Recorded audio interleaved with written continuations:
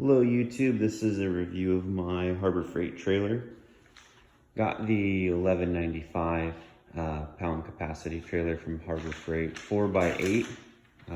Spent a lot of time on it, getting it done. Painted it, basically built the sides for it, put the brackets in, mounted some ramps, so I'm just gonna kind of talk about that. I upgraded to the 2-inch coupler just because it's more standard and I can basically hook it to any of my vehicles with that. I got the Harbor Freight trailer jack I installed on here. Probably don't need it, but it's just kind of handy to have for just storing it and wheeling it in and out of the garage when I'm doing stuff. So there's that. In terms of the lights, I found the Harbor Freight lights just kind of to be a little bit of a pain to run all the wiring for. So what I ended up doing was going and getting the actual magnetic lights from Harbor Freight, as you can see right there. So I got those. Still need to take that sticker off, but I ran those on there and basically ran the wiring for them underneath. And my thought process on that was that if I were to crack a light back up into something of that nature, it's really easy to replace. They're 20 bucks at Harbor Freight. I just thought it'd be way easier, and I'll show you how I ran it underneath and you'll see why. And we went that way. Basically just zip tied the wire all the way underneath across, wrapped it up nicely.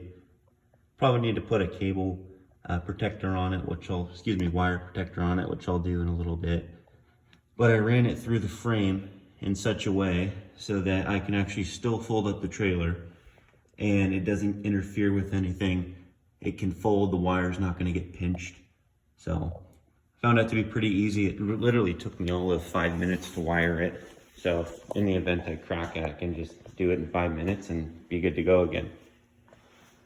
I picked up these off Amazon for the bed, the flat bed. Pretty happy with them. They're rated pretty highly.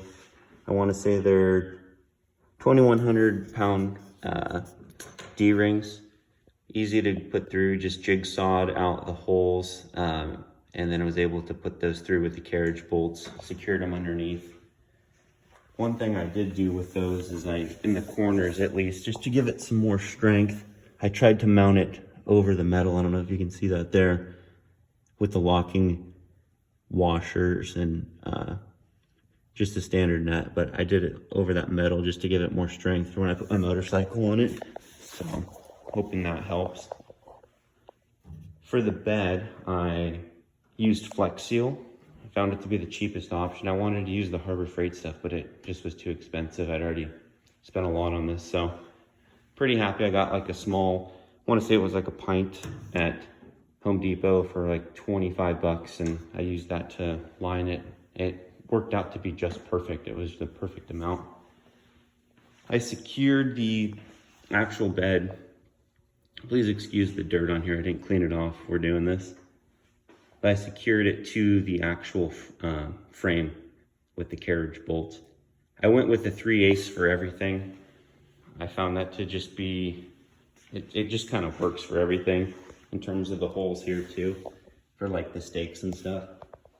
So I just kept it universal. Everything on here is 3/8 except these, which are 1/4 inch. These are some tie down hooks. So we'll get into that in a little bit. But yeah, I got it, I picked it up, assembled it all. I ended up putting it on some table saws.